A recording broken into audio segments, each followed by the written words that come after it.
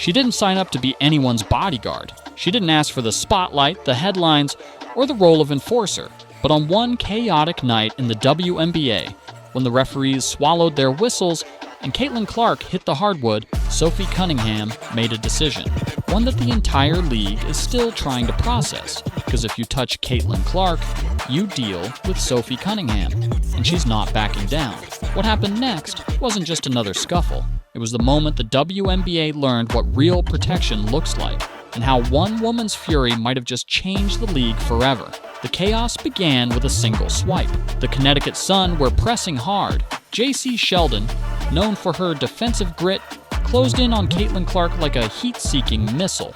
1 second, she was guarding her tight, and the next, her hand caught Clark right across the face, a direct shot to the eye. Clark instantly reeled back, hand to her face, eyes squinting in pain. And right there, right in that split second, everything shifted.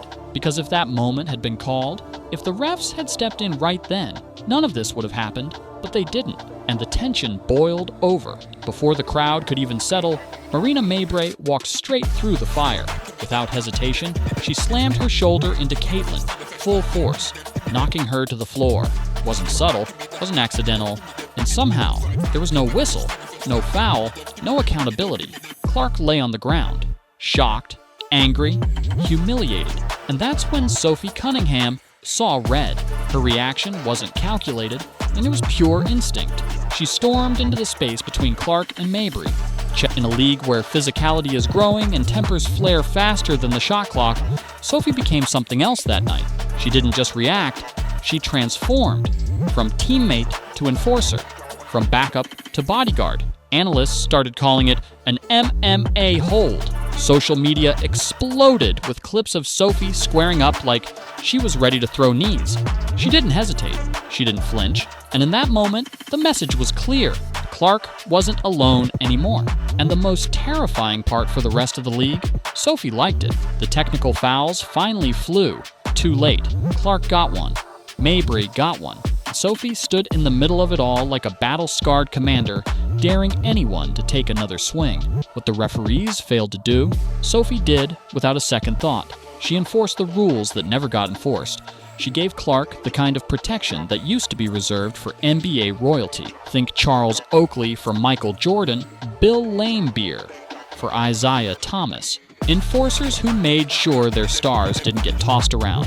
In that moment, Sophie wasn't playing a role. She was rewriting it. Because what happens when the refs won't call it? When the league shrugs off clear contact? When stars are left to defend themselves? You get exactly what happened that night. You get Sophie Cunningham turning a basketball game into a battlefield.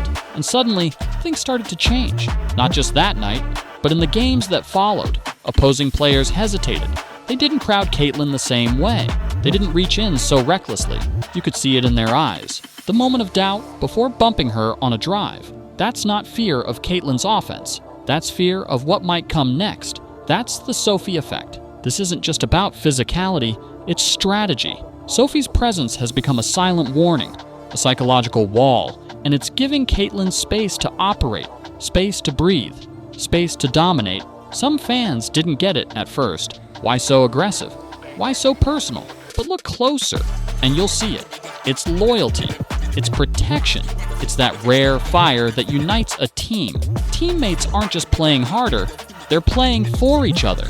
Sophie made it clear, touch one of us, and you touch all of us. That attitude, it's contagious, and it's reshaping the Fever's culture from the inside out. And then there's the league, or rather, the silence from the league. No ejection for Mabrey. Questionable, flagrant one for J.C. Sheldon. No real statement from officials, no real consequences.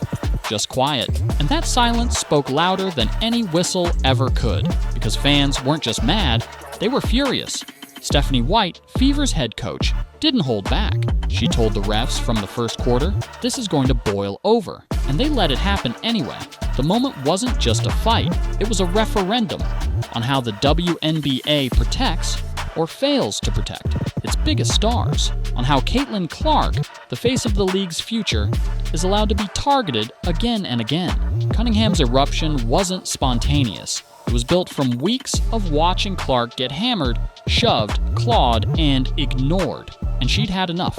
Now, critics are split. Some say Sophie crossed a line, that she's risking too much. One analyst even suggested she might face a 5-game suspension if the league decides to set an example. But others say, good, let her.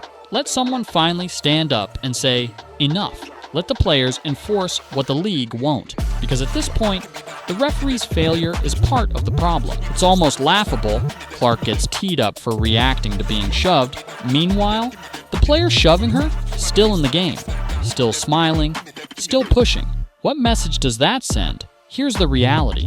The WNBA needs to make a choice. Either protect its stars or keep watching chaos unfold. Because right now, players like Sophie Cunningham are doing the league's job for them.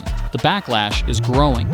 Fans, media, even former players are sounding the alarm, not because of one fight, but because this is a pattern. The eye poke, the body slam, the slow whistles, the technicals that go the wrong way. It's all part of a bigger failure, and Cunningham is done waiting.